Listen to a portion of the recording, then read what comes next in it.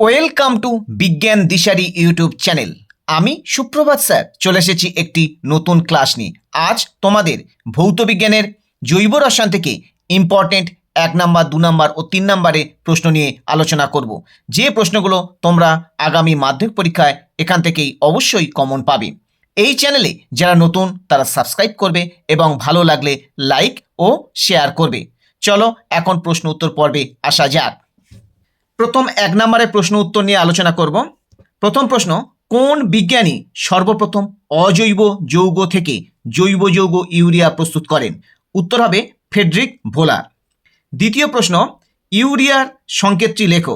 উত্তর হবে CONH2 3 নম্বরের প্রশ্ন, মিথেন অণুতে HCH কোণের মান কত?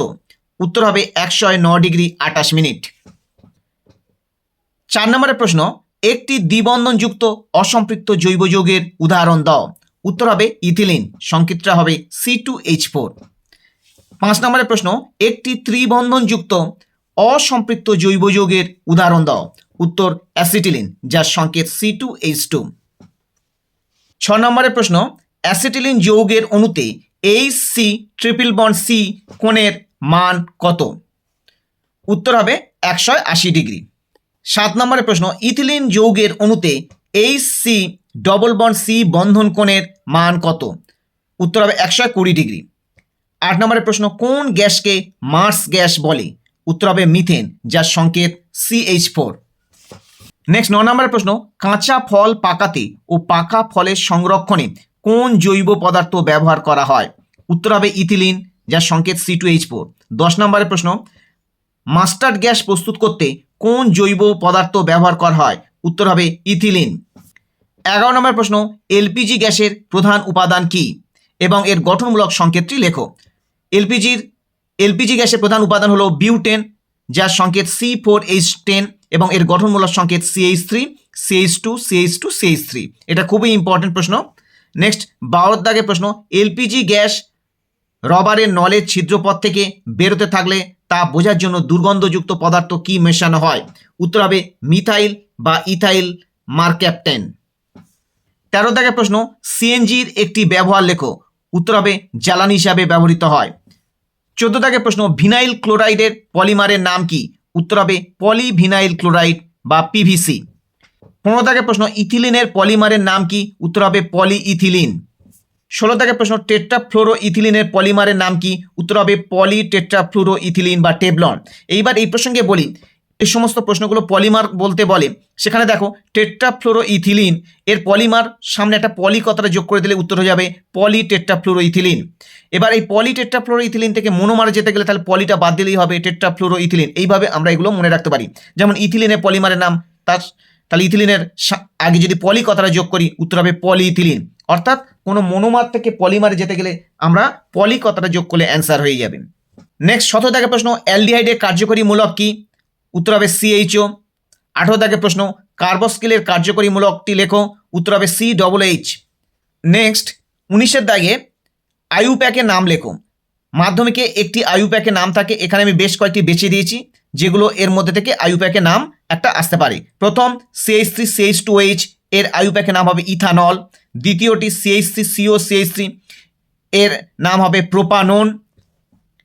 তারপরটা CH3C ডবল বন্ড CH2 আর এখানে CH3, উত্তর হবে 2 মিথাইল প্রোপিন। পরে আইইউপ্যাকের নামকরণের 4 নম্বরটা CH3COOH, উত্তর হবে ইথানোইক অ্যাসিড। 5 নম্বরে CH3CH2COOH, উত্তর হবে প্রোপানোইক অ্যাসিড। 6 নম্বরে CH3CH ডবল বন্ড CH2, উত্তর হবে প্রোপিন। তাহলে এই আইইউপ্যাকের নামকরণ একটা থাকবে, এগুলো তোমরা দেখে যেও, এর মধ্যে থেকে একটা আশা করি কমন পাবে।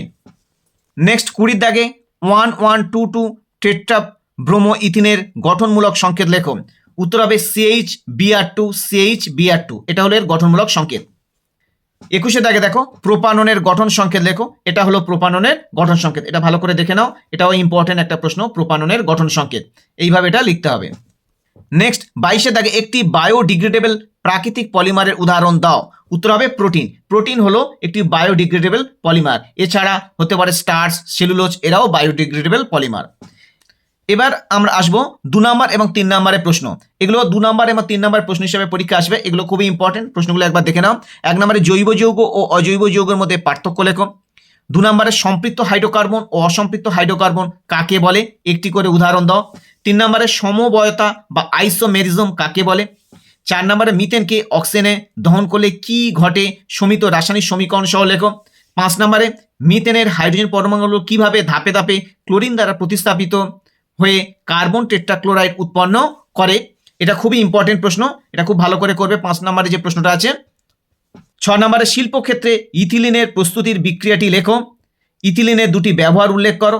7 নম্বরে ব্রোমিন জলের মধ্যে ইথিলিন গ্যাস চালনা করলে কি ঘটবে, সমীকরণ সহ লেখো। এটাও খুব ইম্পর্টেন্ট।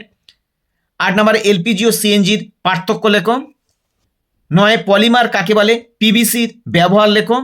10 ইথাইল অ্যালকোহল ও অ্যাসিটিক অ্যাসিডের একটি করে ব্যবহার লেখো। 12 দাগে ডিনেচার্ড স্পিরিট ও মিথিলেটেড স্পিরিট কি, এর ব্যবহার লেখো। 13 দাগে 170 ডিগ্রি সেন্টিগ্রেড উষ্ণতায় গাঢ় সালফিউরিক অ্যাসিডের সঙ্গে ইথাইল অ্যালকোহলের বিক্রিয়ায় কি উৎপন্ন হয়, বিক্রিয়ার সমিত সমীকরণ দাও। 14 দাগে মানব শরীরে মিথানল ও ইথানলের ক্ষতিকারক প্রভাব উল্লেখ করো।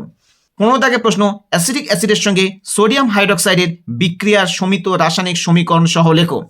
এই যে টোটাল 15টি 2 নম্বর এবং 3 নম্বরের প্রশ্ন হিসেবে দিলাম, এগুলো খুবই ইম্পর্টেন্ট। অনেক জৈব রসায়ন অনেক প্রশ্ন আছে, তার মধ্যে তোমাদের এগুলো বেছে বেছে দিলাম যেগুলো আগামী মাধ্যমিক পরীক্ষার জন্য ইম্পর্টেন্ট। তাহলে 1 নম্বরের প্রশ্ন এবং 2 নম্বর এবং 3 নম্বরের প্রশ্ন সবই এগুলো দেখিয়ে দিলাম। এই প্রশ্নগুলো খুব ভালো করে করবে, এগুলো মাধ্যমিক পরীক্ষা এখান থেকে তোমরা অবশ্যই কমন পাবে। আজ তাহলে এই পর্যন্ত। পরের আবার কোনো গুরুত্বপূর্ণ ভিডিও নিয়ে, ইম্পর্টেন্ট সাজেশন নিয়ে তোমাদের সামনে হাজির হব। তোমরা এই চ্যানেলের সাথে থাকো।